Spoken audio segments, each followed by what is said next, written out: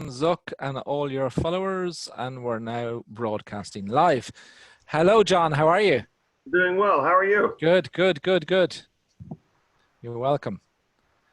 So, guys, you're very welcome to this session from the think tank, and we're honored to have Tony Corbell as chairman of this conversation. We have Duane Murphy, we have David, we have Joe, we have Rob, and we have John. So I'm going to hand straight over to them. Thank you guys for doing this. We're looking forward to hearing all your inspiration and how you guys are dealing in the whole commercial world and all that side of the industry. So I'll hand straight over to Tony. Straight over to you, sir. Thank you, Ronan. I think it's funny that you know, that, pardon me, this is a great thing that Ronan's sort of put together, and this think tank group, and we're kind of off and running now all over the world. There's great events taking place like this that they've hosted and put together. And I think one of the things that we're noticing here for the first 2-3 weeks of this awful time that we're in, we all just kind of sat around and stewed about it a little bit, and nobody did anything. Now everybody's doing something, and there are live events going on now all day, every day. Everybody's FaceTiming with each other and their families. This new app, House Party, which is making me insane. I don't know if you know about House Party yet, but you will if you don't. Of course, we drove right past Tiger King. We got that behind us. we can move on from that. But it's been a really interesting time for all of us, and when Ronan and I started talking about this, we thought it a good time to just let's bring some commercial folks together and let's have a couple of conversations to maybe settle some fears of people and maybe just talk about what are the things that we can do now for our existing clients. Should we be marketing to them now? Should we hit advertising hard? Should we be doing mailers, mailing campaigns? Or should we become a resource for them? What can we do for our clients? And then what is it that we can do for ourselves to get us ready to go, to get our feet firmly under us so that when this all clears up a bit, that we're 100% back and rolling again. For me, you know, it's funny. I was talking with Rob. Rob is my workshop partner and great friend, and my co-teacher at Texas School.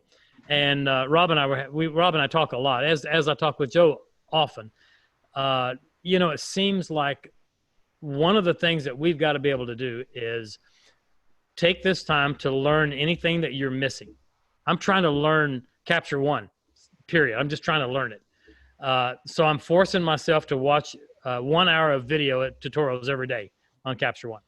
I'm trying to work on a personal project that is a sort of a self-assignment with a little regional theater outfit, photographing all their actors when we get out of this mess in costume for a series that I want to do, an exhibit series that I want to work on. I've dragged out my Hasselblads. I've cleaned them up. I'm shooting this on film, black and white film. I've got this whole project that I want to do.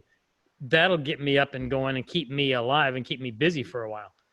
So I wanted to hear from you guys some of the things that you're doing and some of the things that you can recommend our audience to be doing. And I thought I might pick on Rob first and start with Rob. I know Rob put together some thought on what can we do with fiscal responsibility for right now. What can you do for yourself and your business from a financial standpoint and from a more practical standpoint. So Rob, you got some thoughts that you can share with us? Sure. Thank you, Tony. And welcome everybody. It looks like we have a good group here, but what I wanted to do first is just share a little bit on a perspective of where we are today, and also give you 4 suggestions of things that you can be looking at to do today. And to look at the perspective of where we are today, one of the things we got to look at is that there's been a tremendous paradigm shift, a huge shift in what's going on in the industry. And some of it is temporary, but some of it's going to be permanent. And anytime you have a big change like that, you know, we go through different phases of how we work with that. Back in the late 60s, there was a Dr. Elizabeth Kubler-Ross, I think it was, that wrote a book called On Death and Dying. And it was the 5 stages that people go through with any loss of a loved one. Well, what they found out over the years is not just losing a loved one, but anytime you're dealing with grief or any big change. And we can see that even in what's going on today. If you're not familiar with that, let me just go over the 5 stages. Number 1 is denial.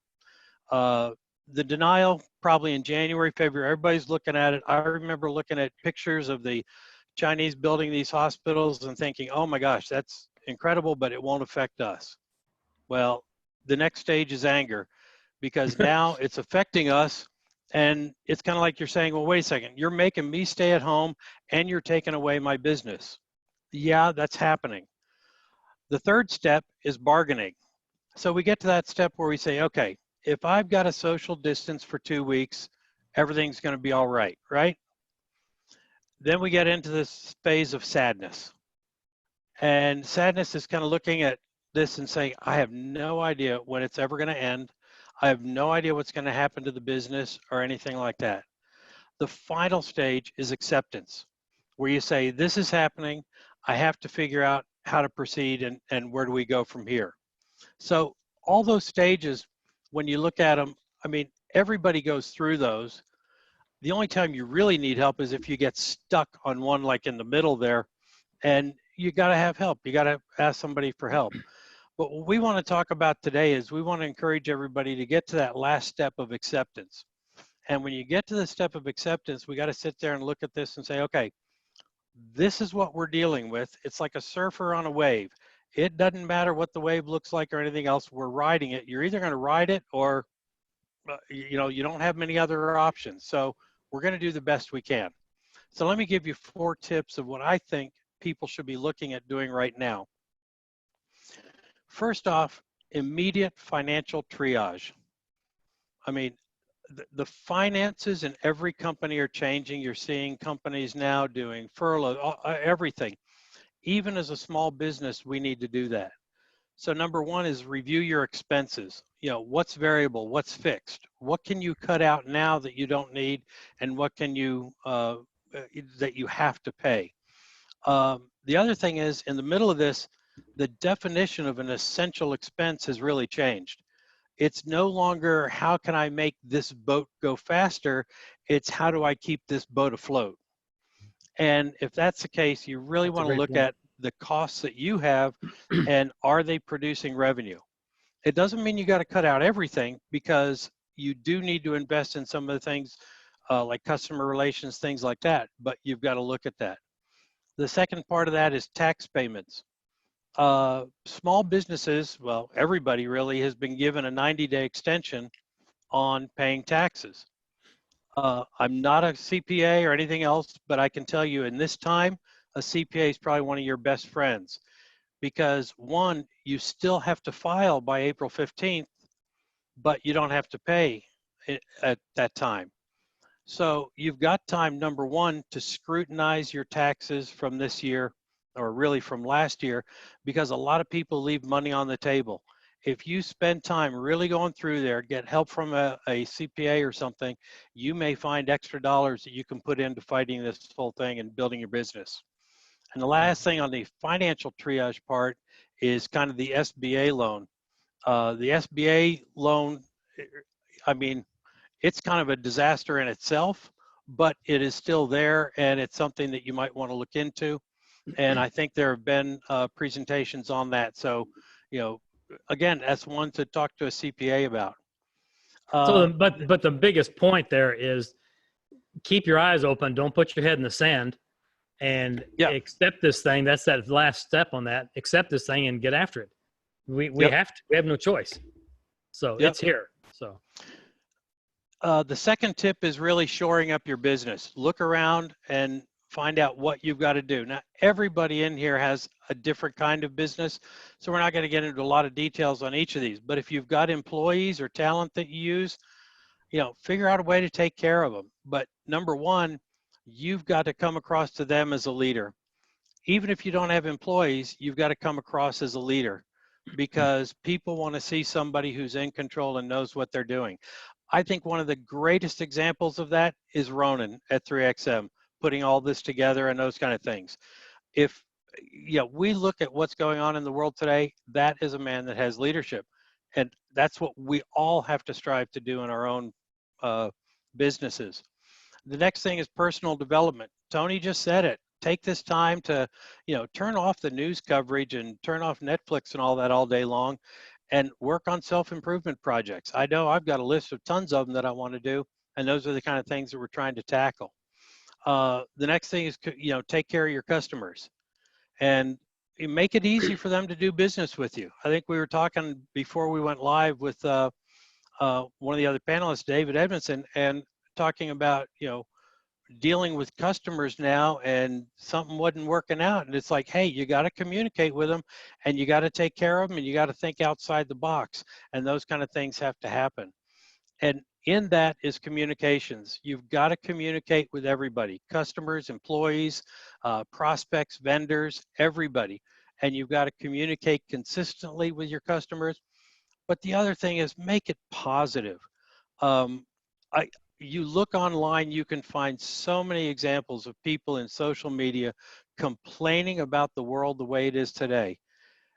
That is not going to change anything. It's not going to help the business. So you've really got to do something where you say, hey, here's a positive way to communicate with people. The next section that we want to talk about is talking about planning for the future. We got to take care of the business today, but we also got to look at planning for the future. If we plan for the future, I'd say take some time right now to put together a strategic plan for 2020. If you have one, it's time to review it. If you don't have one, it's definitely, this is the year to start using one. You're not going to return to the status quo. In your plan, you've got to have financial reserves. You've got to be prepared for emergencies. But, all that is learning from these experiences and putting a plan together. And the last tip I would really give you is just be charitable. Everybody's going through a lot of issues here. And I would just show your humane side, show humanity, what the good side is in everybody you have. Help your community, share your talents with others. I think somebody was saying that earlier, probably before we started, that there's a photographer that called up the high school and said, look, you got kids, you're trying to get a yearbook out. The kids aren't there to work on it. What can we do to help you? Yeah, we know Photoshop. That's the kind of thing. Help. Yeah, that's the kind of thing that I think really goes a long way. So those are kind of the tips that I had. And Tony, let me give it back to you and we'll go around the table here. When you talk about the planning for the future stuff, I remember listening in a program a couple of years back to Sarah Petty talking about her annual marketing plan. And every year she puts out every month of the year, she has a different marketing effort. So she's got these little marketing pieces. She has a different promotion every month, and she schedules it all out a year in advance.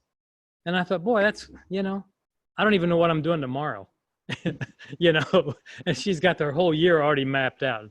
So those kind of things where we can plan out our time, it sure does help. I was talking with John Dempsey. John is with us and joining us from Dallas. One of the great production guys in the world. If you're ever on a set, I worked on a few sets with John. John's the guy, and he's a video guy. And we were talking about this morning his role and the things that have changed. And some of it has, well, obviously everything's shifted and everything's changing. But John, share with us. You were talking about one of those ideas with the car company it was a car company, I think. Actually, it was Bell. Helicopters. Bell Helicopters. Right. Yeah, tell us a little bit about this shift in this whole proposal, this working that you're doing with them. Sure. They're one of my Bell Helicopter is one of my main clients, and they are trying to figure out a way to keep their sales force up and running, even though events and sales events are not happening because you can't have any large gatherings. So they're trying to figure out a way of, okay, how can we take our salespeople and the events, how can we stream it so that we still reach the same clients, the same audience? And similar to what we're doing here, doing a live stream where we may bring in a helicopter and one of their salespeople, and they'll talk about it, and they'll talk about the ins and outs. And then we may bring in a product expert, someone that deals with the helicopter day to day, and they'll talk about it. And then we'll bring in someone that is actually using it. Mm-hmm. A lot of their helicopters are used for medevac and care flight and such. So we may bring in some of those people and say, this is our experience. This is why it's, such a great product. And it's basically taking their sales pitch and their people and allowing them to go out into public and into groups without leaving the hangar per se. So that's just one example of kind of a proactive way of, okay, how can we shift in our way of thinking and in our way of doing things? And for me, that's a shift in production, where as opposed to producing a piece that they would show at their event, their live show, I would be helping produce the live stream event and making sure that the lighting, the camera, the whole production is done well. Yeah. Yeah. And become a resource for them. Exactly. So they can shine to the people that they need to shine in front of. Exactly. But it's funny that the discussion on the how to do all of that is one discussion, and then how we either get paid or charge for that is the other side. Do we lower our rates at this time? David Edmonson, we were talking with David just before we went live about that, and our clients, we never want to lower our value of our product and our brand. That's just across the board great business. However, David made a great comment right before we went live on here today that one of his clients has a little bit less money than they had. So does he not want to work with that client in the future because he's gonna? So Can I David, talk about that real quick? yeah, please address that for us. Let's It talk was about very interesting because we were communicating through email. And so we would kind of see the rhythm of proposing something and how long it would take to get back and who also was copied on it. And what we noticed was when we would come up with a price that all of a sudden there was 24 to 48 hours before we would hear something. And we had to learn how to be intuitive and really understand that maybe we had done something where they had a little gulp in their throat. And so at that point, we were very sensitive to saying, if we've hit too high on this budget, we've got some creative ideas on how we can streamline a few parts in this process to make it fit your budget. And sure enough, emails started just zinging again. And we had to lower some prices on some of the other people that we were actually bringing into the project, but or get rid of them and streamline it to make it a little more fine-tuned. But sure enough, these are not easy decisions to be made. I mean, these are, you really are changing. There's a big paradigm shift in how you're functioning. Yeah. To take care of them because of the way they're now functioning. My mentor, True Red, who told me years and years ago, when you're trying to come up with your budget, do not milk all the milk out of the cow. Leave a little in there for your client, because that way you're going to have a long-term relationship. When you try to get every nickel out of every project, you're not going to build loyalty. Yeah. Well, years ago in San Diego, I learned the most important question that I can ever have and give to my client is up front, just ask the question, what kind of budget do you have? Yeah. You know your rates, you know what you need to charge, but you also can ask the question. Yeah. And if you've got a good client that you work with regularly, if they've got a good fat budget, they'll tell you. And if they've got a very tight budget, they'll tell you, especially if it's an art director or an agency.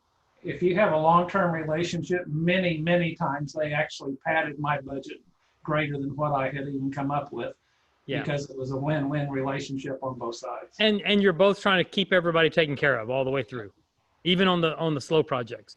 I wanted to talk to Joe about that same idea. Joe, I know Joe as one of the great food photographers of our lifetime. And he hates it when I always introduce him and say, oh yeah, he's shot every box of Kraft macaroni and cheese you've ever seen. And he keeps saying, no, I haven't, but just a lot of them. But Joe, as a packaging photographer and somebody that shoots a lot of ads and industry work for food, I know that just a few days ago, the client sent you a bunch of bonbons to photograph, and they didn't come over like they usually come over. They just sent them to you. Right, but what I first want to talk about was the relationship, because I think what's really important is a relationship between you and your client is very, very important. Not only selling to that person, but having a relationship. I have called almost every single one of my clients, past clients, and just ask them, how are you doing? What's going on? What can I help you with? How's your family doing? Make that phone call. Don't send an email. People are getting bombarded with those. The house party, the Zoom meetings, call them on the telephone. As a matter of fact, I called someone a week and a half ago, and they called me today and said, hey, I got this project I want you to work on. Like, that came out of the blue. I was never selling them. I just asked how they were doing because I was concerned. And it's the genuineness of your concern for that other person. And once you do that, your relationship will always continue. Yes, and having to deal with the clients on the other side through electronic medium I've been photographing things for Belgium for a couple of years now, and they don't come here, and I definitely don't go to Belgium. So I have learned how to, you have to make sure you're up at 5 o'clock in the morning and your set's ready to go by 7, because that's like 2 o'clock for them, and you have to make sure you're on their time. Yeah. So you just kind of change the way you do business to match what they're doing. Yeah. Let me go ahead. Sorry. Oh, Duane's got his hand up. I want to get Duane to jump in. He and I were talking this morning, and he has similar situation where he's got this client where, thankfully, we can adjust and be nimble enough to take care of the client. So fill us in on that and make comments there, Duane. I've got 2 different clients I want to talk about really quickly. It just dawned on me, one of my clients had asked about pricing, like we've all had to deal with.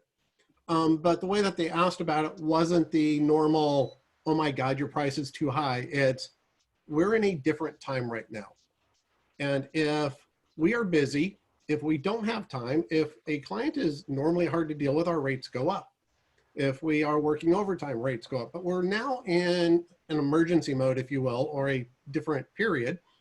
And this client has told us straight out that things for them have changed. They deal with a retail market that has greatly slowed down in the brick and mortar aspect of the world. And so they asked for some sort of discount over the next 3 months. We're okay with that. We're okay because they've set a time frame, they've explained the situation, and we have an obligation to try and help them remain in business as well if we want to keep our client long term. They're not asking to sharpen a pencil just because they don't like the price. We're all helping each other to survive. So when we are discussing price with clients and discussing the work, that's something that I think we need to keep in mind and make sure we are clear on why we would actually make an adjustment to our quote unquote retail or standard prices. The clients that I was talking to Tony about earlier, these are necessary required businesses. They actually keep infrastructure running. And we are beginning to photograph a number of their job sites because the way that they do on-site work has changed. And the photographs will actually be for whatever the new tomorrow is when that gets here. But we need to also be able to, at that time, show the rest of the world what this utility company has done to make every person who lives in a house ensure that they have running water, make sure they have electricity, and to make sure that this is all being done safely. Because right now people are driving by and seeing construction crews on the side of the roads, they're seeing cranes and they're going, why aren't people at home? Why are these people out working? And so we need to be able to show that they are sanitizing the entire site. They are doing a job that is truly required to make sure that you have running water. And they don't have the greatest budget to do it right now, but it's going to be part of a long-term project as what I call part of the documentarian work that we as photographers can do. Well, I think that's it too. I mean, we have to pick our battles, right? we have to pick what hills we're going to die on. There are some things that you're not going to be very flexible on. And I think in this climate that we're dealing with today, being flexible is too rigid. I think we all have to be a little bit fluid here. And I think we have to do the things that we have to do in order to make this all work. And everybody's got to come through this thing smiling when it's over with. Ronan, I got a note from Ronan. We have got quite a number of questions coming in, and let's go through and get some of those answered. And then I think we want to then I want to talk a little bit about how do we find clients in the first place, and what is our secrets to keeping them, maintaining that relationship. So Ronan, let's take some questions from the audience. Sure, Tony. Thank you, Chris. Duncan, I hope yourself and Deanna are safe and healthy. Chris wants to know, how do you guys feel about soliciting business from past clients right now? If I may, Sure.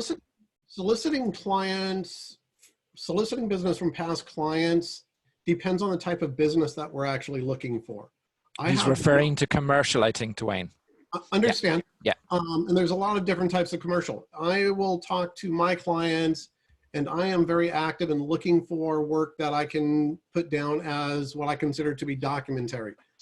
Things that are going to show what the client is doing to make today's situation much better. It's going to benefit not just the client, it's also going to benefit the rest of the world, because we need to show as much good news as we possibly can. It's also going to help me keep the lights on so I can continue to service my client. Great response.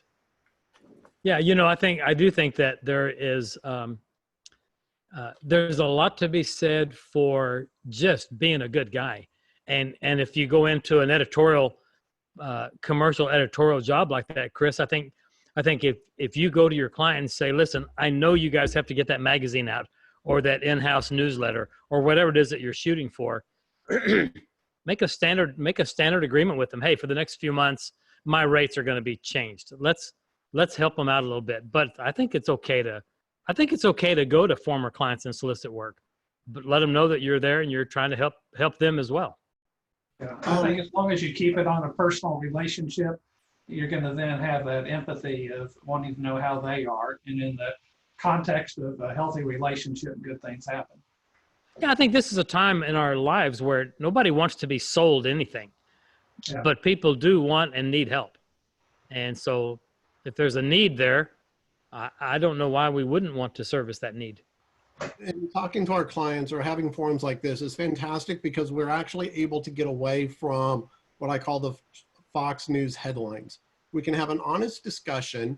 We can openly talk about the things that make us nervous, but be very careful about how you're talking to your client.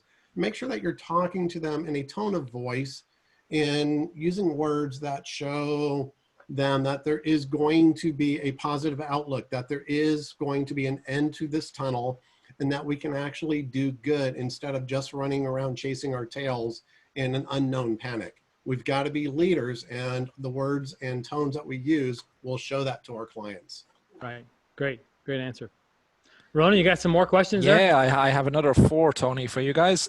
So Elaine wants to know, it's a negotiation question. She wants to know, do you ask them what their budget is up front if they're trying to negotiate down on price? Yeah, Joe, let's throw that one at you. I would always ask, do you have a budget? That's the first thing I always ask for any job. And if they say, well, it's running a little tough, and I know, and you know what they're going through, so you tell them, hey, I'll work with you. You work with them as best you can. But you have a base foundation of, in our world, say a day rate or a bid rate for a day job based on what that job to entail. Right. But a lot of times what I'll do is I'll keep the day rate, but I'll give them a discount. I'll say, we're going to keep my day rate, but I'm going to give you a discount for this. So that doesn't change. If I change my day rate now, 3 months later, I go, well, you changed your day rate 3 months ago. No, I didn't. My day rate's exactly the same. I give you a discount because we were both going through a tough time. Yeah. So you keep your price the same, but you give them a discount for it. Yeah. And how do you guys feel about, because another question on about the budget, of extending the payment rather than reducing your price? Yeah, you can do that too. Absolutely. I wouldn't hesitate to do that myself at all. I'm deferring some payments over a longer period of time. I think that's okay. But this is also coming down to setting the expectation with the client. If you're going to defer the payment, ask them what it is, what time frame are they going to be comfortable with. If you're going to offer a discount, I would also go to the point of saying, look, I want to help you out today. This is what I can do in terms of a discount today. But remember, when we get into the new norm, this is what I'm going to expect of you when it comes time to sharpen the pencil. You're going to have to be flexible with us. Right. I would also add to that make a definite date or a time frame so that it's just not an ongoing, okay, we'll pay you when we can, but keep them accountable too, because they're holding you accountable for producing great work and doing your best. And it has to be a give and take on both sides. We can't just give everything away to our clients and then, say, okay, well, pay us whenever you want. I think that's not very wise as a business owner. We still have to keep date. We still have to keep records and just making sure that we are taking care of ourselves in addition to taking care of the client. And it's showing that we care about them and balancing that with, okay, we want to be there for you. We're going to help you out as much as we can. And maybe, okay, can you help me out with giving me a little bit up front, or something like that. So it's not just, okay, here we're going to go into work and then we may not see it for 6 to 8, 10 months because of the ramifications of the time we're in right now. Yeah, that's a little rough. Well, my question would be, on a general scale across the board, do most of your invoices go out net 30, net 60, net 45? Where are you guys generally speaking? 30. Net 30 seems to be a standard from what I know. And I do a net 10. Okay. And I get it in 30. If I put net 30, I'm going to get it in 60. Yes. Yeah. I tried something several years ago where I said it's net 30, but if I get paid in 10, I'll give you an extra 7% off the invoice. And smaller clients never took advantage of that. Bigger clients always took advantage of that. So consider maybe a little bit of a bonus for them, give them a little extra something for early payment, if that makes any sense. If you're looking at doing an extension of the payment range, that idea makes fantastic sense. You can either extend your payments to go 60 days. If your cash flow improves and you can pay us back in 30, we'll take an extra 5% off, because it's another way of helping the client as well as taking care of yourself. Right. So well, we got to be real. I mean, we still are in business. They know it. One other thing though, that I think probably should be one variable in this whole discussion is it an existing client that you've had for a while, in which case you're really carrying on a relationship and giving them a break, or if it's a brand new client, you may not want to give them, payment terms that extend it way out. You got to know the track record of the client. Yeah, good point. And those people will always remember that you helped them out when they were struggling, and they'll always come back. Well, it's a different thing for us for commercial work than for portrait work, where, there's, generally speaking, across the board, it's pretty much a session fee. And then you're trying to sell beyond that, whether it's in-person sales or upselling after the initial session.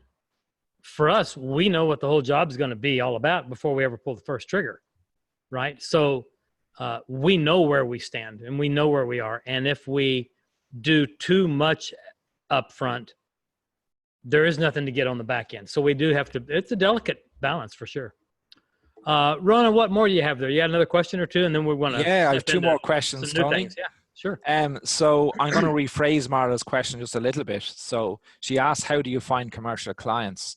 Her question may be, if I'm thinking about becoming a commercial photographer, and it's a wide area, right? How would she go about that, or how would you suggest she get started in it? Well, does someone else want to start? I think we all have. I think we all have answers. So let's. You want to start, Joe? You're on that end. On the. Well, it's just, you know, just just have to talk to people. That's the main thing. You just have to be, you know, especially now with this whole, you know, being online all the time. That's the best way to get clients. Just talk to them online, talk to them in person. I just keep my name out there as much as I can. That's all I can do. That's all you can do. You know, I had what I thought was going to be a great, clever project that didn't go so great. I know that all art directors like kitschy, little, silly, goofy toys and gadgets on their desk. Every art director I've ever known has a Pez dispenser or a little miniature Yoda or you know, something on their desk. And so I found a source for the old school. Do you remember those things, the Viewmasters that you would hold up and you'd go cha-chink and you'd say, oh, look, you know, the Grand Canyon, cha-chink, World Trade Center, cha-chink, you know, the Niagara Falls. Well, I found a source for those and I branded it with my logo and my name. And then the reel was my commercial portfolio. And I thought, this is great. This is clever. I left them all over town on every art director's desk. And I got one call. And I didn't get their job. So I'd sure spent a lot of money trying to see if this was going to be a real good idea. I don't think it was a good idea. I heard a friend of mine in Kansas City recently say, for him, direct mail still works. Direct 6x9, 5x7 mailing cards still work. It's not like the 80s and 90s where we would FedEx an 11x14 portfolio around. That's different. I don't think Ronan would mind if we were to send the 11x14 portfolios around. Yeah, Ronan would love that. Yeah. We spend most of our time dealing with portrait clients.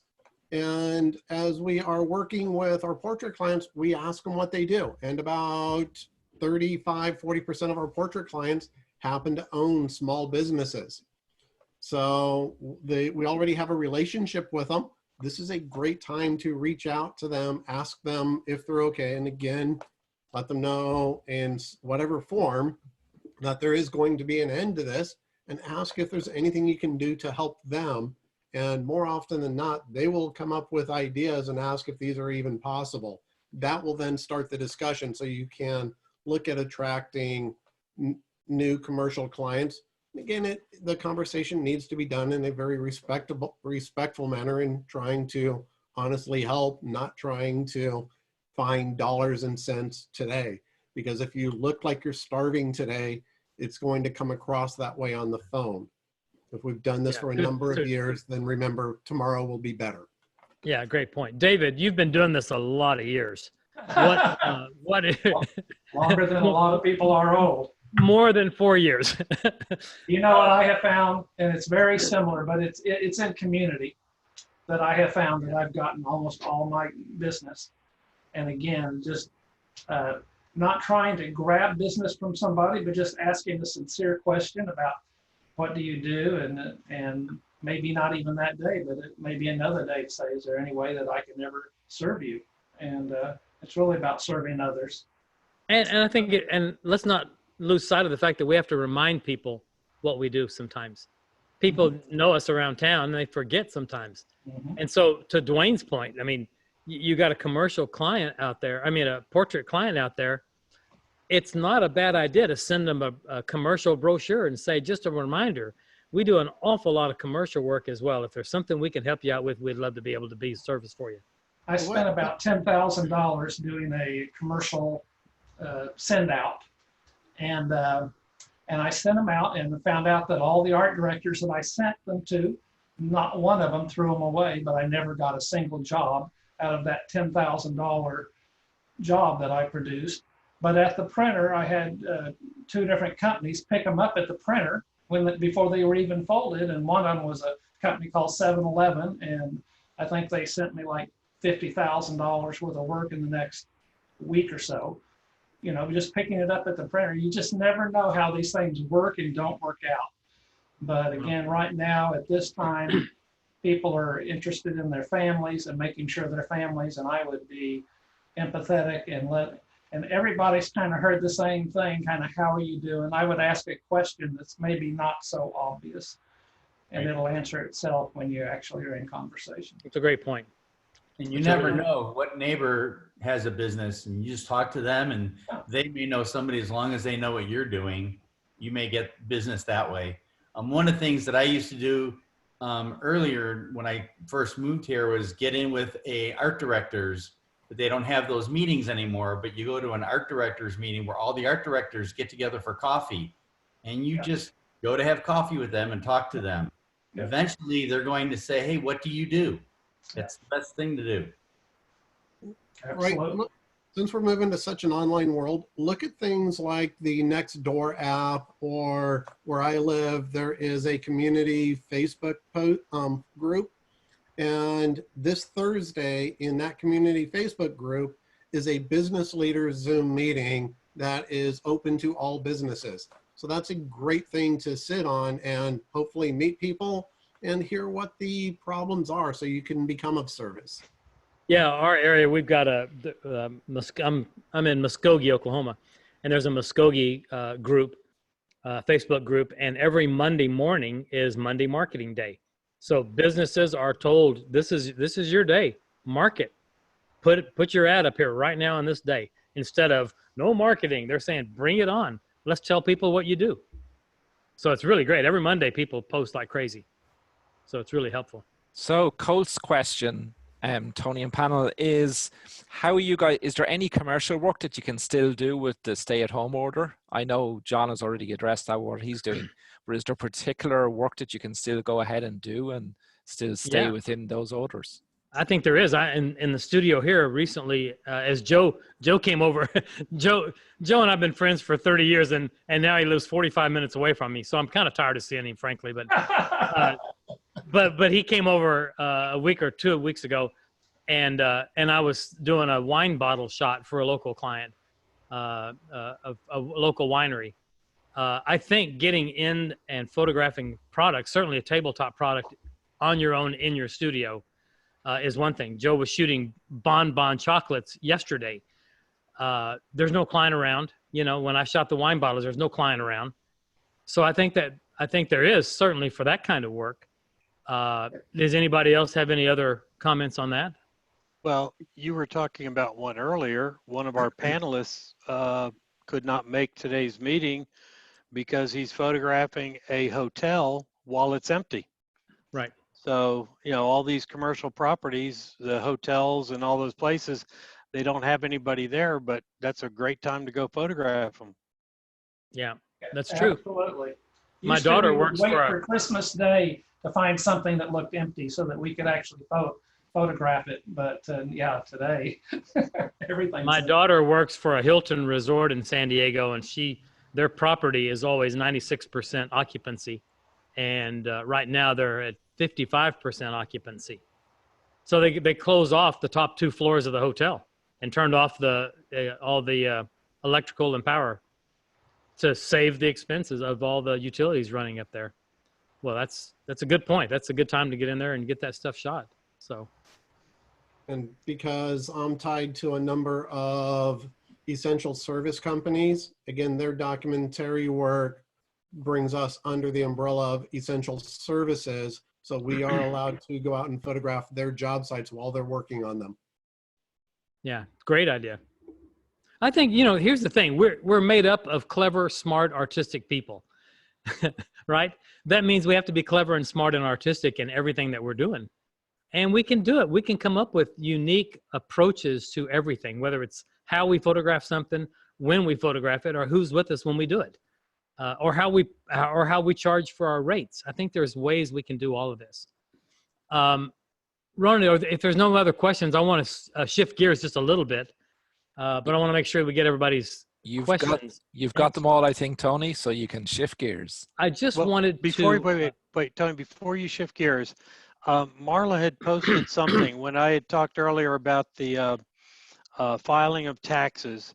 that the extension gave you time to pay but not to file, and she said that that has now been changed also. So I believe now you can file and pay by the July date. Bottom line is still the CPA is your best friend, and find one that you can use and that'll help you out, because they'll keep you out of trouble. That's great. That's great. And I do thank want you, to Marla. Marla's terrific. My neighbor, my former neighbor.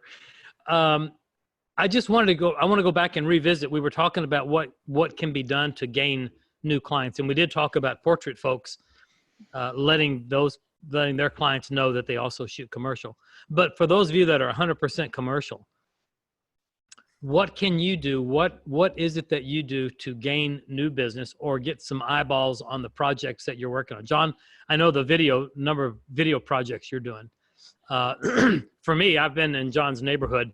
I did a job recently for a Marriott hotel next to his golf course, where I shot some interiors for him. And that was strictly because of a meeting in the restaurant where the hotel manager was introduced on some of the things that I've done in my past. And he said, "How are you on interiors?" I said, "Well, I've done a lot of interiors." "Great. We got a job. Can you shoot some things for us day after tomorrow?" Okay. How do you go after and tell people about that kind of work? And how do you get those kind of jobs? Whether it's video or stills, either one. Anybody want to tackle that one? Crickets. Okay. I'll go ahead. Yeah. Yeah, John. So for me, it's about everything is about relationships and about serving your client, and it's not just trying to get continuous work from your existing clients, but it's so much of the work that I get is by reputation, by word of mouth, and so it's talking to your clients and saying, do you know of any other. Because they're in a relationship with so many other people as well. And so they can give you leads or, just, pass my name along. I think it's a matter of for me, it's actually a matter of sometimes almost a cold call, but not on the phone. And granted, now we are isolated, but I've gone into different organizations where I've either been there for some other reason or whatever, and I just start up a conversation and talk to, hey, who's your marketing person, and just try to find out some information, then just reach out to them. I remember my great friend Doug Box in Texas, College Station, Texas. Doug made the comment that when nobody could believe the amount of money he was grossing living in this very, very small community in Texas and outside of town on a dirt road over a cattle guard. It was hard to imagine the kind of dollars he was turning in his business. And he said at the end of every session, he sits down after he's delivered the job to the client with a notepad and says, "I'm wondering if, it's easy for you to ask for referral, to say, it would be great if you could recommend my services to any other friends or clients that, of yours that you think might use my services." Doug, that wasn't good enough for Doug. Doug would sit down with a notepad and a pen and say, "Can you give me some names of any of your clients, any of your friends or business acquaintances or other services or vendors that might utilize my services?" He would ask for the names and write them down and then go after them.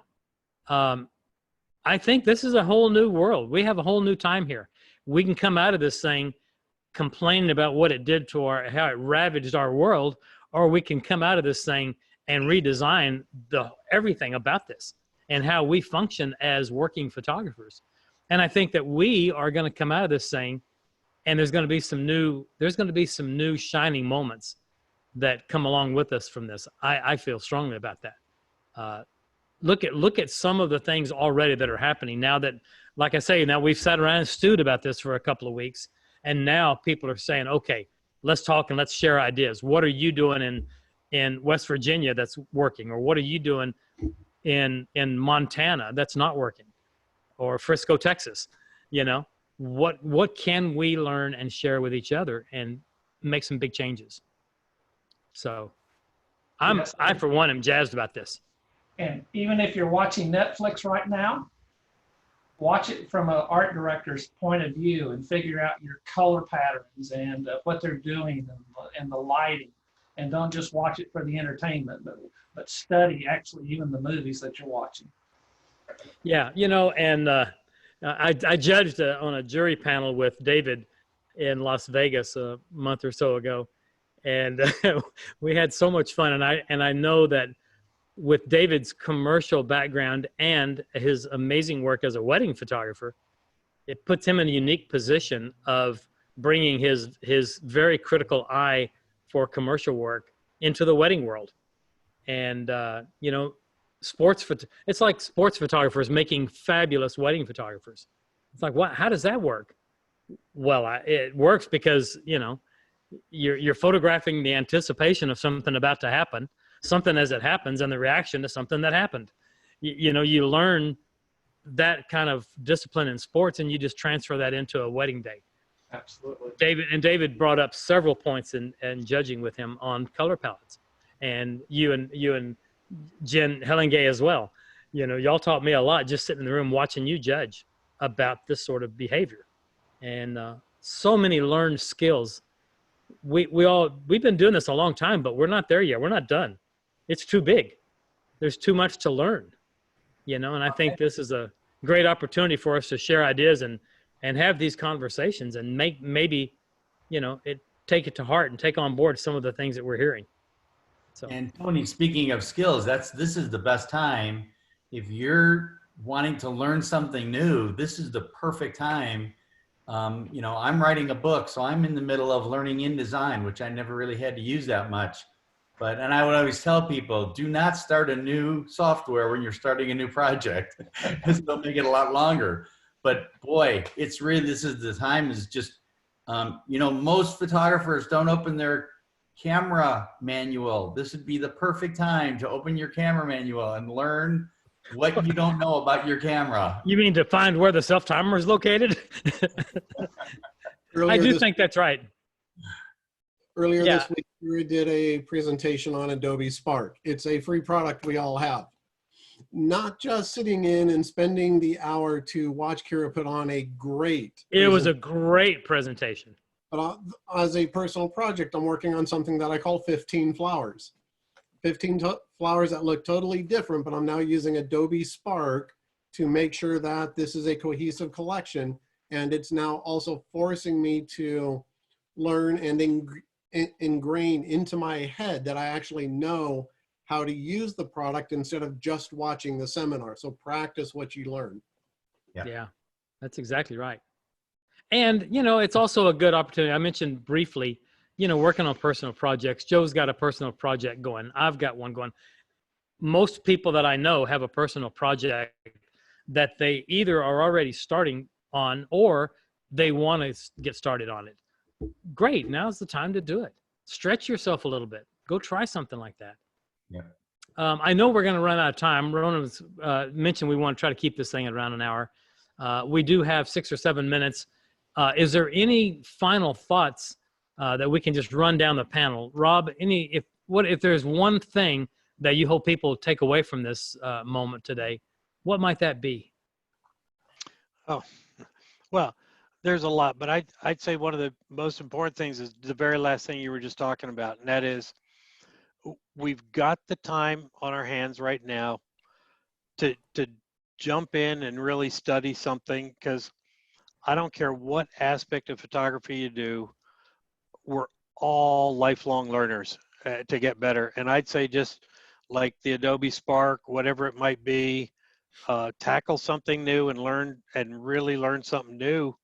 And because when you come out of it, if you learn something really new, you can help differentiate your product from somebody else's instead of just having something that looks like an average photo. So great point. Duane, what about final comments from you as well? What would be your number one takeaway for someone here?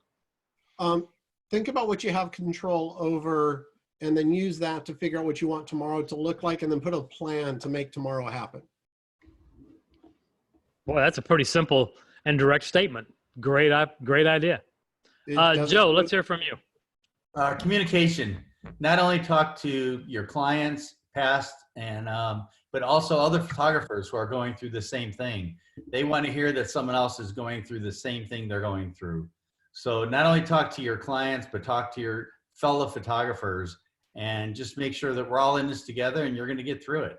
Yeah, it's a great time to know we have the foundation of community underneath us all, right? And that's a huge thing. John Dempsey, what about you? What's a good takeaway here for you? I think the takeaway is what we're all talking about is community, and that even though we are isolated, that we can still reach out to those other friends, professionals, and just be there for one another. Throw ideas, bounce ideas off one another. As one of my very dear friends, David Edmonson, once told me, you don't know what you don't know.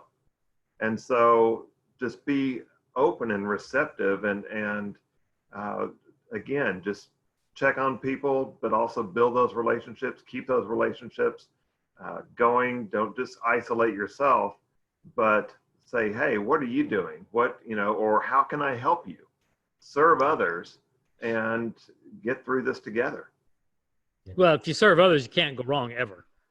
We've all learned that over the years. David, let's let you wrap this up as well. The truth is, though, the society that we lived in before this was not one to serve others. It was one where we were pretty much self-focused. And that's where I'm hoping that this pandemic has caused us to see how much we need each other and to serve each other, and let them know, do not isolate if you're feeling discouraged. You need to find community and relationship in that, and you're going to be okay. And, I'll throw this back over to Ronan here in just a second to give us our final closing. But for me, I was asked a couple of years ago from my friend Skip Cohen, is there a word that describes, is there any one single word that defines what I've tried to do with my life and my career? And I was having a real struggle, and finally it kind of hit me that the word is quality. So the quality of the work certainly has to be there, but the quality of the person behind the work has to be there. The quality of your marketing material, how you carry yourself, how you treat everyone else, all of this matters. And there is no excuse for there not to be quality in every aspect of your world. You do that and you do it right, you're going to get the work. Average photographers can have a great living, and if you think back about it, I remember years ago, we always thought everybody wanted to get in that top 10% of the economic scale. And then there's that bottom 10%, you don't kind of want to be there. There's an enormous 80% in the middle. Who's going to surface those guys? So let's just keep our eye on the ball. Let's all keep the word quality about us, whether it's quality of education or what we're learning or what we're passing and what we're learning or what we're teaching. I think we can't go wrong. And Ronan is a shining example of one of the most kind-hearted and highest quality minded guys in this business. His company runs this way. I've met his family, and this is what that family stands for. They practice what they preach. They walk the walk. So Ronan, thank you for inviting us to do this today. And I hope this has achieved your goals and ambitions with all of us pack of weirdos. It's been amazing, guys, and I'll say something at the end about that. But you guys are the lighthouses, I'm just a torch. That's all. But just to summarize what I've learned tonight, it's Rob has talked about managing your finances and make sure you do. Just one important thing about that: I know that we have this opportunity to put off paying our tax bill, but remember, it has to get paid. And when you don't pay your tax bill, the government can be really, really come down on it strong. So just be careful, don't eat into it, and then it's not there to pay in July. So that's just a little warning that us Profit First professional coaches are giving people. Be careful with that one. The second one is personal development. So he said use this time, and Joe said the same, and David said the same. Use this time to learn new skills. Duane talked about planning for the future, as did Rob. You know, use this time to prepare a plan for when we come out of this, because we will come out of it, but we may have to work really, really hard to make up for the weeks or months that we've lost out of it. Be charitable. Think about your community. John talked about then, you know, your clients are struggling too in the commercial world, but a lot of them are still operating, but they have to do things slightly different. So find a way to see what their pain is, understand that pain, and then pivot your business to help them with that. And John has done that with the helicopter company. David talked about, you know, if your client is saying, I don't have a budget anymore, just check with them, do they have any budget? And then see, can you streamline a solution that can deliver for that budget, that you still make money, but they still get somewhere to what they wanted to get to. Joe talked about the relationship with the client. You know, pick up the phone, talk to them. You know, people have time now, so they actually have time to talk to you. So pick up the phone and be there for them, even just to say, how are you feeling today? Do that. Duane then had, you know, don't forget that if you're a portrait photographer and you do commercial, make sure you communicate across those channels that you do both things, you know, and use this as an opportunity maybe to have that conversation. The other thing then Tony talked about, and it's absolutely true, direct mail is coming back. Why? Because no one is doing it anymore. Right. So, you know, think about these things, you know, that we used to do before, and people were fed up with mail coming in the letterbox all the time. Well, now people aren't doing it, so it's catching people's attention again.